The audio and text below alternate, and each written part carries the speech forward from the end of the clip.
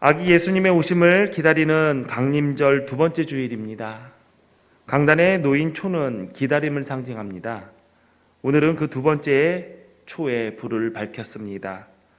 우리는 매년 강림절마다 주님의 오심을 기다리는 이 초에 불을 밝히고 있지만 정말 주님의 오심을 기다리고 있는지 스스로 물어봐야 합니다. 도스토옙스키의 카라마조프 신의 형제들에 나오는 대신문가는 다시 오신 주님을 지하 감옥에 가둔 후 당신은 오지 말았어야 했다라고 말을 합니다.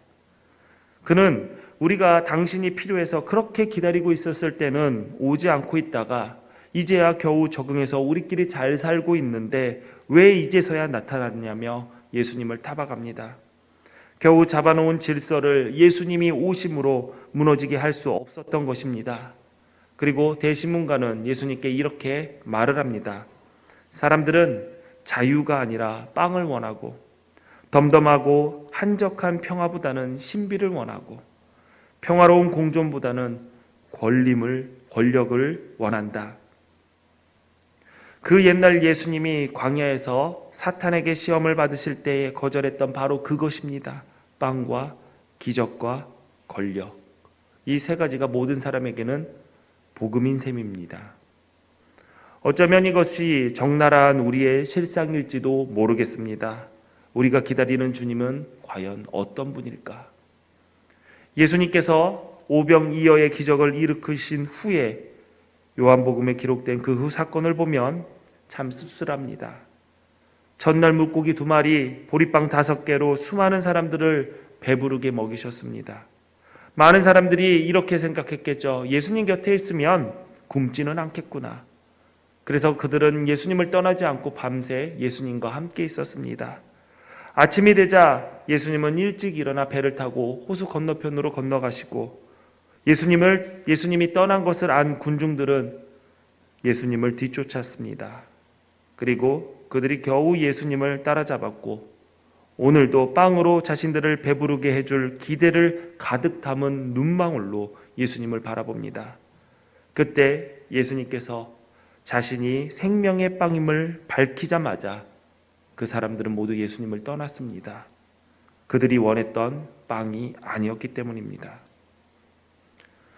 괜한 염려가 있다면 우리가 기다리는 예수님이 성경에서 약속하신 그분이 아니라 우리가 원하는 모습으로 꾸며놓은 예수님일 수도 있다라는 것입니다. 혹시 나는 예수님을 지금 나의 팍팍한 경제 사정에 물꼬를 터줄 빵으로 오시기를 기다리고 있지 않은가요? 아니면 사람들이 이목을 집중할 수 있는 기적으로, 아니면은 나를 사람들 위해 군림할 수 있게 해줄 권력을 허락하시는 분으로 예수님을 기다리고 있지는 않으십니까? 정직하게 우리를 돌아봐야 할 것입니다.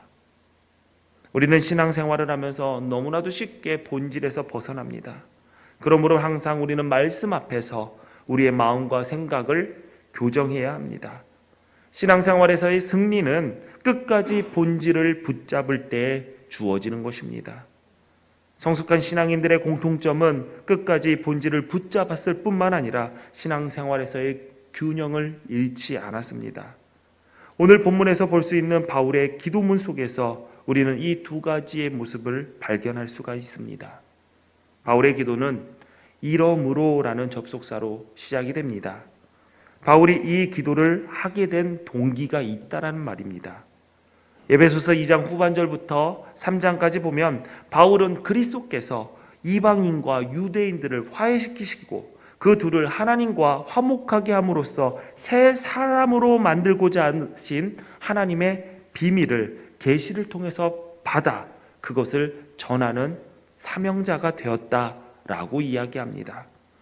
여기서 계시로 비밀을 알게 하셨다라는 것은 하나님의 말씀을 통해 사명을 깨달게 되었다라는 것을 의미합니다.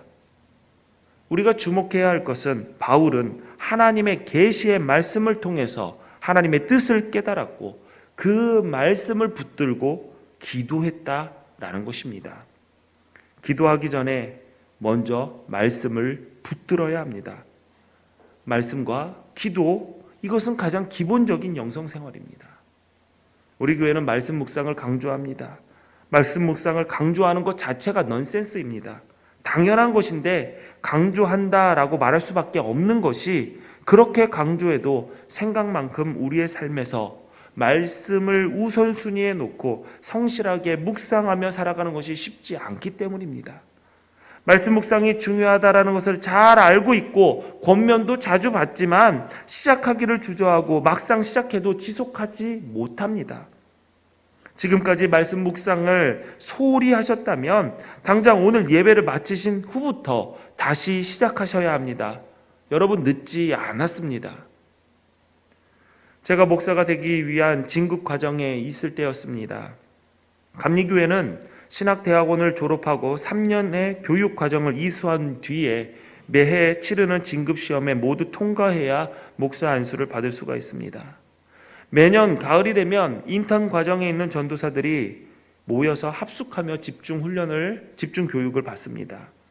제가 교육 과정 중 첫 번째 해 교육을 받으러 갔을 때, 그때 강사로 오신 목사님 중 한 명이 강의 중에 뜬금없이 우리 전도사들에게 여러분 매일 말씀 묵상 큐티 하십니까? 라고 물으셨습니다.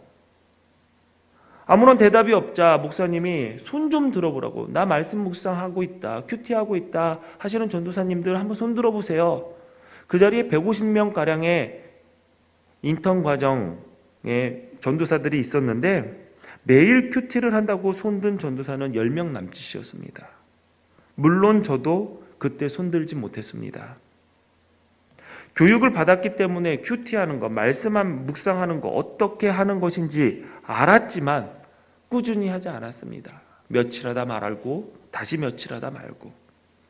그때 강사 목사님은 당황하셔서 말을 잇지 못하셨습니다. 장난치지 마십시오. 제대로 손들어봐. 정말이냐? 진짜 이 10명이 다냐? 처음에는 황망한 듯 실수하시다가 따끔하게 우리를 혼내셨습니다. 너희들이 이제 몇 년 후면 목사가 되어서 성경을 가르치는 사람이 될 텐데 도대체 무엇으로 가르치려고 하느냐? 너희도 말씀을 가까이 하지 않으면서 성도들에게 말씀 가까이 하라고 어떻게 말할 것이냐? 연기할 거냐? 이 말씀을 하시는데 덜컥 겁이 나면서 제 마음이 조급해지기 시작했습니다. 이어서 그분이 이렇게 이야기했죠. 목사가 될 생각하지 말고 말씀을 가까이 하는 성도가 되라. 그리고 늦지 않았으니 합숙 마치고 돌아가면서 바로 집으로 가지 말고 큐티할 수 있는 책을 사가지고 그날부터 바로 시작해라. 저는 합숙을 마치고 나와서 바로 생명의 삶이라는 큐티지를 구독하고 오늘까지 14년 동안 매일 하나님의 말씀을 묵상하고 있습니다. 저는 얼굴도 이름도 기억나지 않는 그 선배 목사님에게 감사합니다. 그때 나를 혼내주셔서, 그때 저에게 연기자 되지 말라고 하셔서, 그렇게 시작했던 말씀 묵상을 통해서 저는 매일 하나님의 말씀을 묵상하는 맛을 알게 되었고 하나님을 깊게 알아가는 복의 주인공이 되었습니다. 사랑하는 기둥교회 성도 여러분, 지금까지 여러 번 들으신 분들도 여기 계시겠지만 다시 한번 권면합니다. 저의 목소리가 들린다고 해서 제 말이라고 생각하지 마시고 하나님의 음성으로 들으십시오. 오늘부터 매일 하나님의 말씀을 묵상하십시오.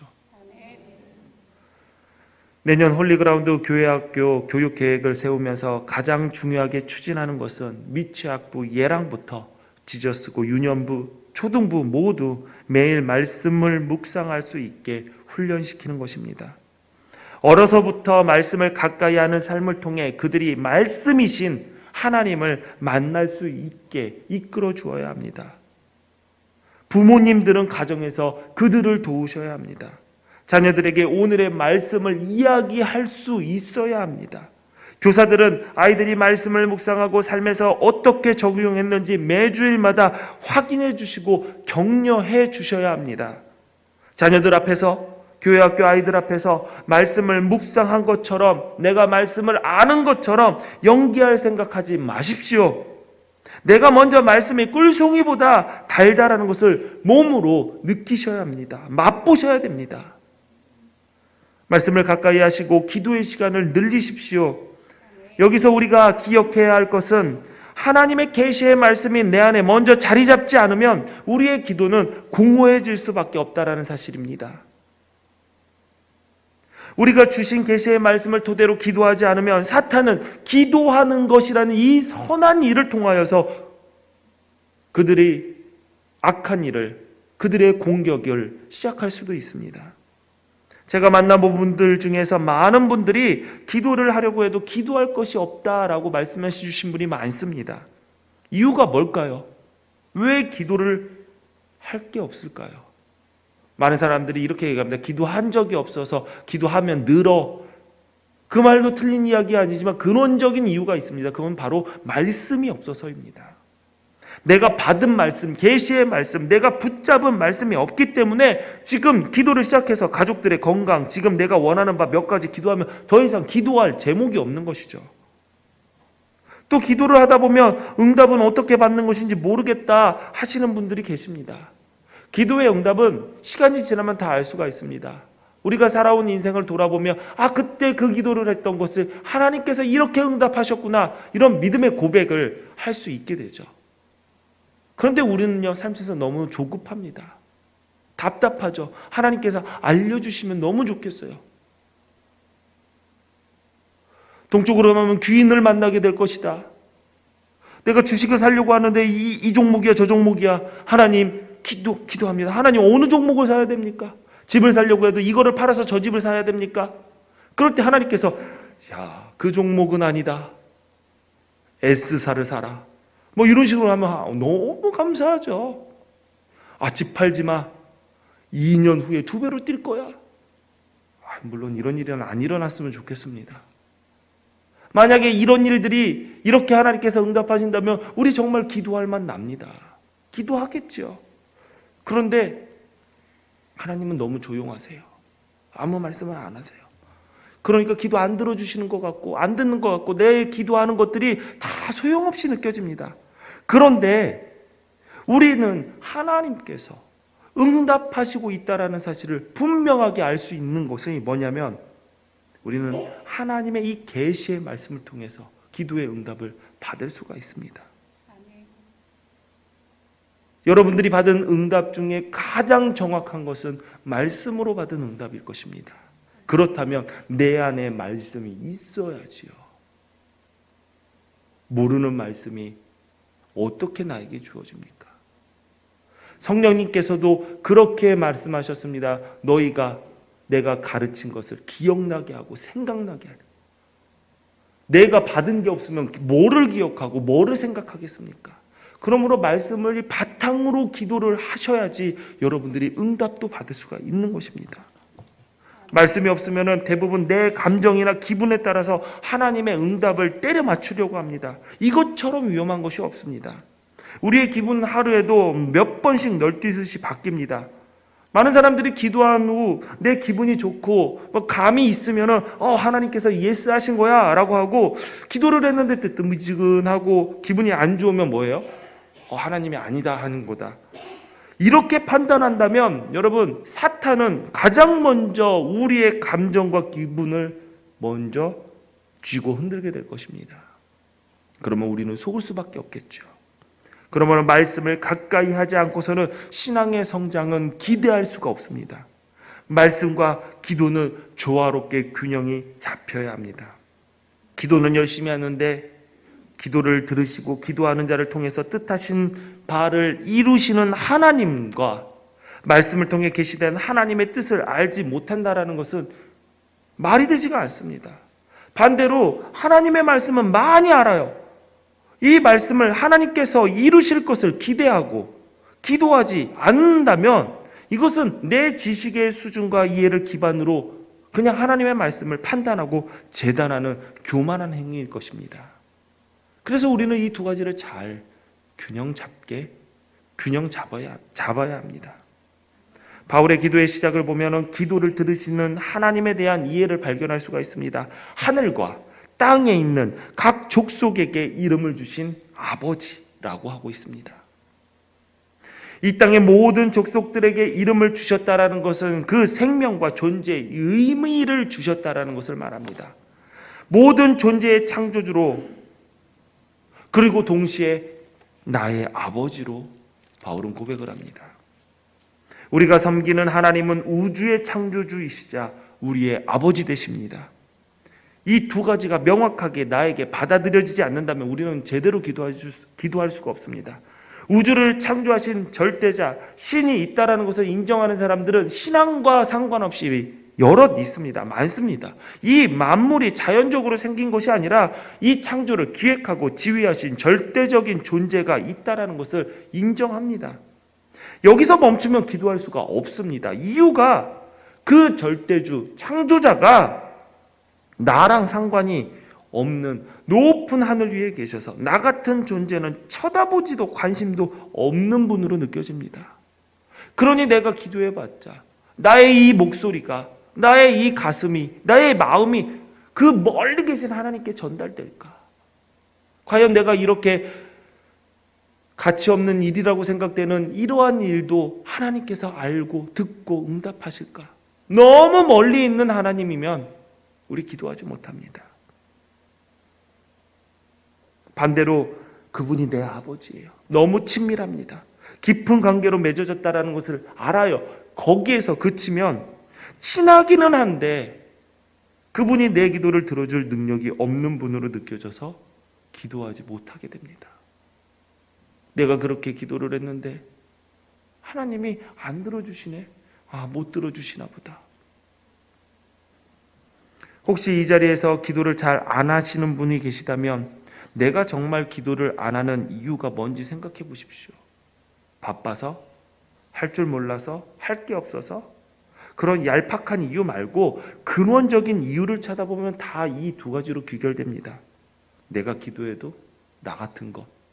하나님 너무 바쁘셔서, 하나님은 너무 멀리 계셔서, 하늘 높이 계셔서 내 기도를 들으실 분이 아니야. 아니면 기도해도 못 들어주실 거야. 능력이 없는 하나님으로 여기기 때문에 기도할 필요성, 기도할 가치가 없다라고 생각하고 그래서 우리 기도하지 않는 것입니다. 기도는 하나님의 두 가지를 다 인정할 때 기도할 수 있습니다. 창조주이신 하나님, 그 크고 위대하시고 광대하신 하나님께서 나의 작은 신호에도 귀 기울이시는 나의 아버지 되신다.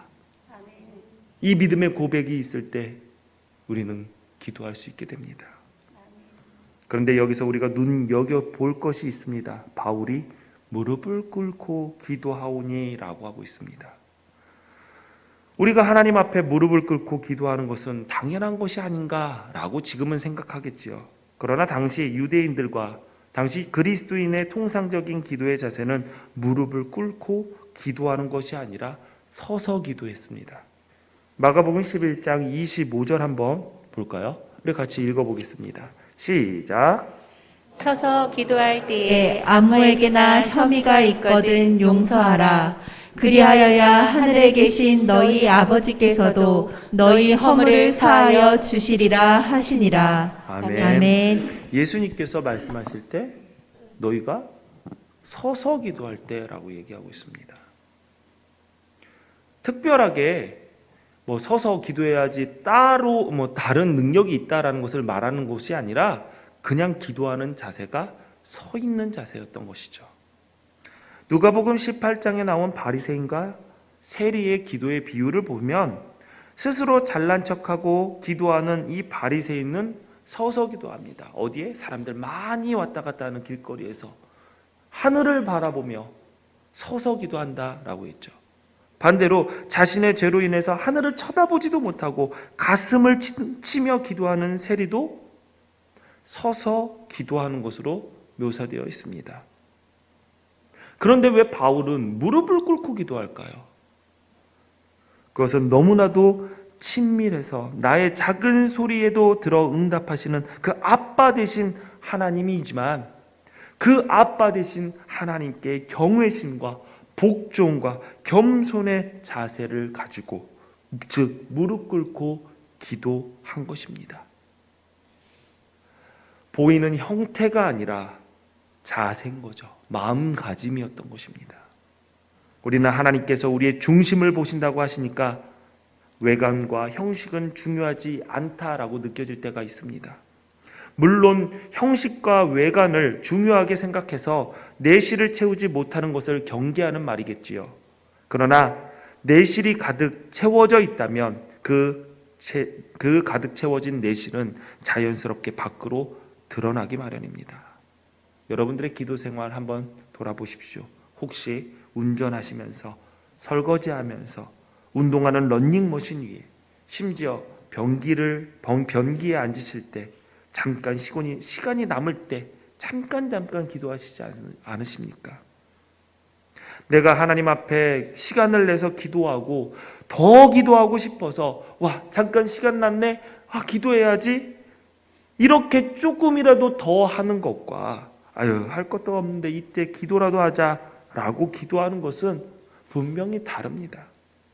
정말 우리가 하나님께 선물로 받은 24시간 중에 하나님 아버지를 향한 겸손함과 경외함으로 간절하게 아버지께만 집중할 시간이 없을 만큼 그렇게 바쁘게 사십니까? 만약 그렇게 바쁘시다면 내가 지금 시간을 효율적으로 쓰고 있나 점검해 보시기를 바랍니다. 내가 하나님을 생각하고 있는 마음이 내 기도의 자세로 드러난다는 사실을 아셔야 합니다. 그렇다고 막 무릎을 꿇고 기도하라고 하는 것은 아닙니다.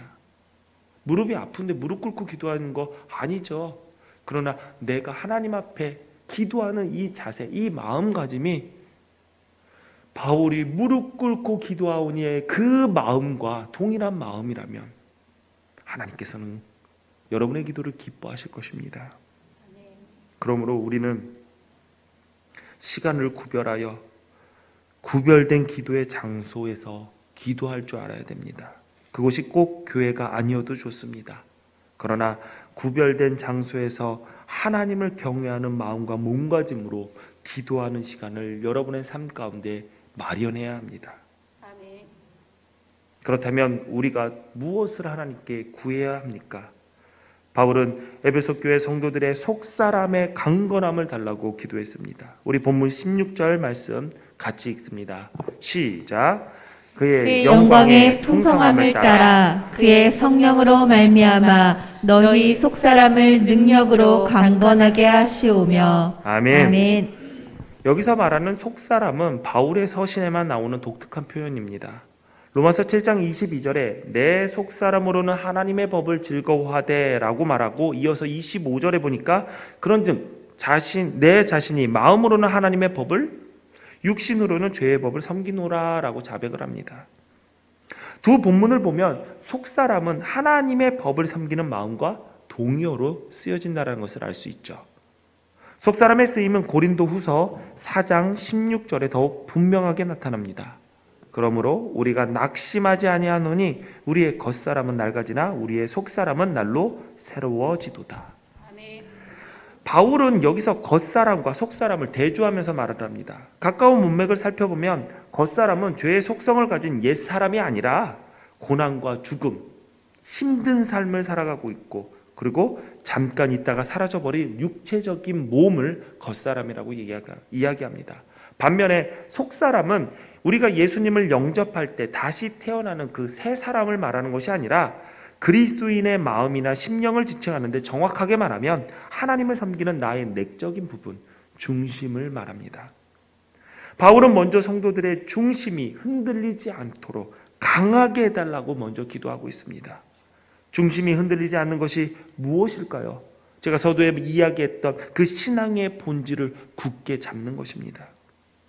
팽이는 빠르게 회전을 하면서도 움직이지 않는 것처럼 보입니다.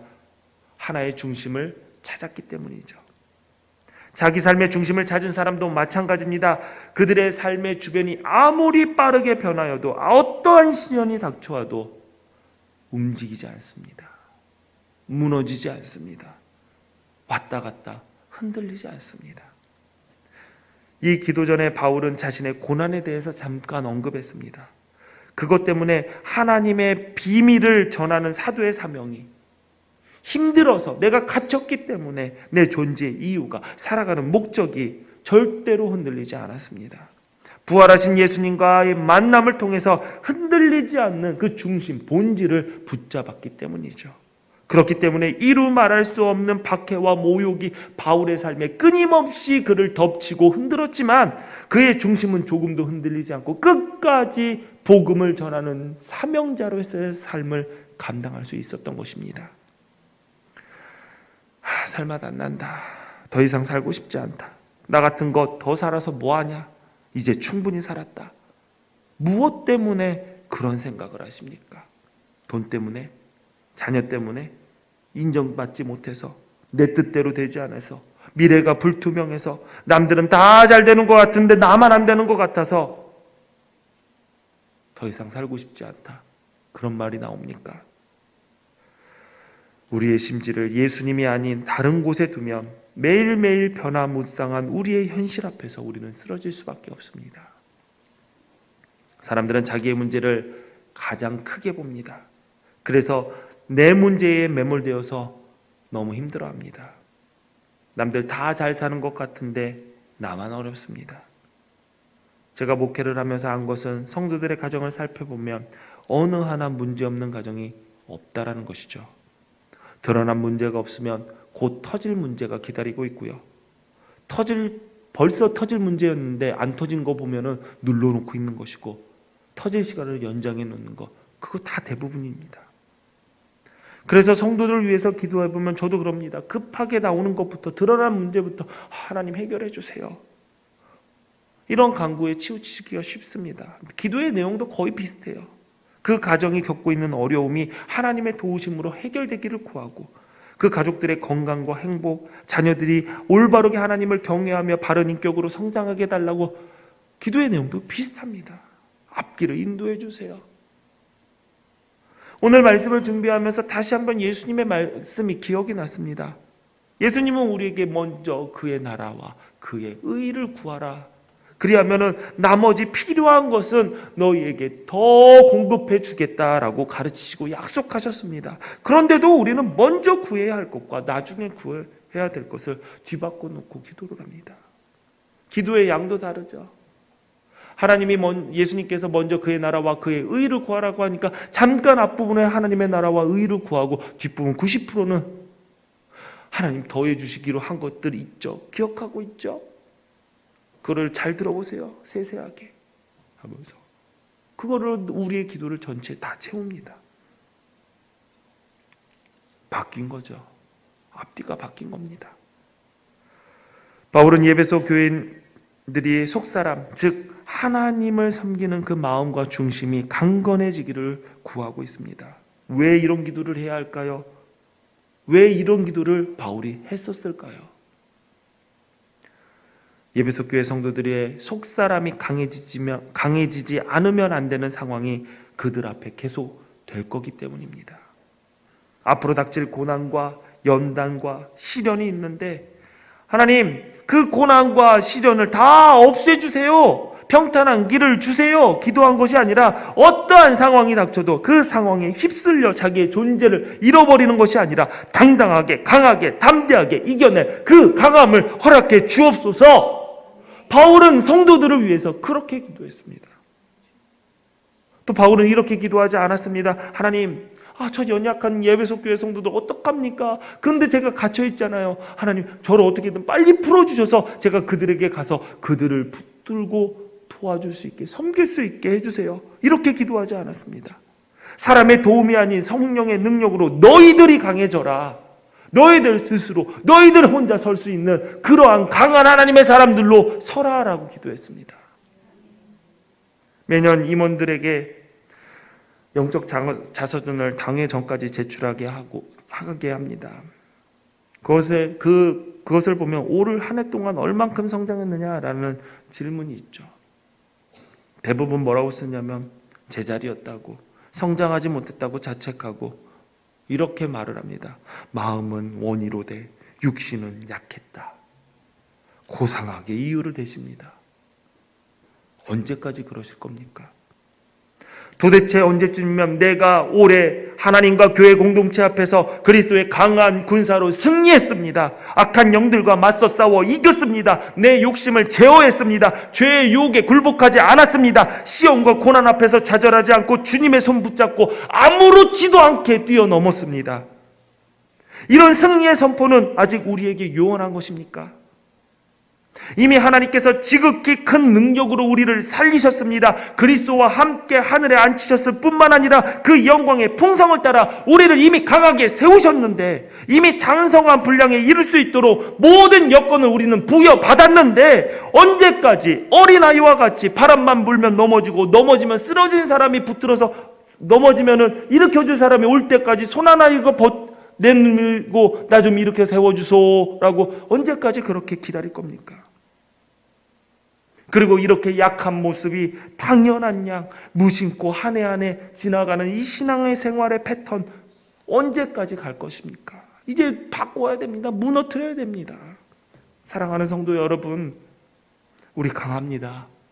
우리 절대로 약하지 않습니다. 그리고 더 강해질 수 있습니다. 그리고 더 강해져야 합니다. 내년이 되면 자연스럽게 우리의 신앙이 성장할까요? 신앙생활 잘할 수 있을까요? 코로나 백신이 나오고 치료제가 나오면 다시 이 한국교회가 코로나 이전으로 돌아갈 수 있을 거라고 생각하십니까? 그럴 리 없습니다. 제가 부정적으로 생각하실 수 있지만 아닙니다. 이미 성도와 교회를 향한 영적인 공격은 예전부터 시작되었고, 이제 치열한 전투의 결과가 우리가 눈에 볼 수 있을 만큼 드러나고 있는 것뿐입니다. 그래서 여러분, 우리 정신 차려야 합니다. 교회만 그런가요? 여러분의 가정에 영적 공격이 없었나요? 그럴 리 없습니다. 여러분이 하나님을 붙잡으려고 하면 사탄은 여러분을 가만히 놔두지 않습니다. 그래서 여러분 강해져야 됩니다. 부부 사이를 깨뜨리려고 하고 가정이 믿음 안에서 하나 되지 못하게 하는 세력들, 하나님의 통치를 거부하고 돈의 지배를 받게 하려는 세력들, 자녀가 우상이 되고 하나님과 상관없이 행복할 수 있다는 믿음, 이 세대를 쫓아가는 것이 지혜로운 것이고 성경의 가르침대로 살아가는 것이 바보 같다라고 생각하게 하는 유혹들, 이런 영적 공격에서 우리 강해져야 합니다. 그의 영광의 풍성함을 따라 그의 성령으로 말미암아 우리의 속사람을 능력으로 강건하게 해주십시오. 이렇게 기도하십시오. 사람의 노력과 결단으로 의지로 되는 것이 아닙니다. 성령의 능력이 필요합니다. 그래서 우리 기도해야 합니다. 구해야 됩니다. 우리 속에 있는 죄성들, 우리의 의지에 따라 조절될 만큼 만만한 거였으면 우리 이렇게 싸우지도 않아도 됩니다. 그러나 만만하지 않습니다. 약하지 않습니다. 그래서 기도해야 합니다. 하나님, 성령의 능력으로 우리 속사람을 강건하게 하옵소서. 그리고 그 강건함으로 그리스도의 완전을 향해, 하나님의 거룩하심을 향해 달려가게 해주옵소서. 더 이상 나약한 교인만 양성하는 교회가 돼서는 안 됩니다. 더 이상 매번 쓰러져서 일어나지 못해도 그래도 나 예배는 나오잖아, 이 상황에 만족해서는 안 됩니다. 어떠한 상황에서도 주를 향한 우리의 마음이 강건하여 세상 안에서 환난을 당할지라도 담대하라, 내가 세상을 이기었노라 선포하신 주님과 함께 진정한 승리의 깃발을 여러분의 삶과 과정과 일터와 이 기둥교회에 높이 올리시기를 주님의 이름으로 축원합니다. 기도하시겠습니다. 전능하신 하나님, 감사합니다. 우리의 속사람을 강하게 하여 주옵소서. 흔들리지 않는 중심을 가지고 주님만 바라보게 하여 주옵소서. 어려운 현실과 상황 앞에서 매몰되어서 나는 아무런 존재도 아니구나, 약한 하나님의 백성이 아니라 그리스도의 강한 군사로 설 수 있도록 하나님 기도하게 하시고 말씀을 붙들게 하여 주옵소서. 그리하여서 내년에 우리 기독교회가 다시 한번 이 성령의 바람으로 새롭게 강하게 설 수 있는, 그래서 이 교회 위에 여호와니시 승리의 깃발을 올릴 수 있도록 하나님 함께하여 주옵소서. 예배 시간에 빈손으로 오지 않고 구별되이 하나님께 예물 드립니다. 모든 것이 내 것이 아니라 주님의 것입니다. 우리에게 맡기셨고 그 맡기신 것으로 주님의 일을 감당하라고 하셨습니다. 이 일을 기억하며 우리의 몸과 마음과 예물을 구별하여 하나님께 드립니다. 기쁘게 받아주옵소서.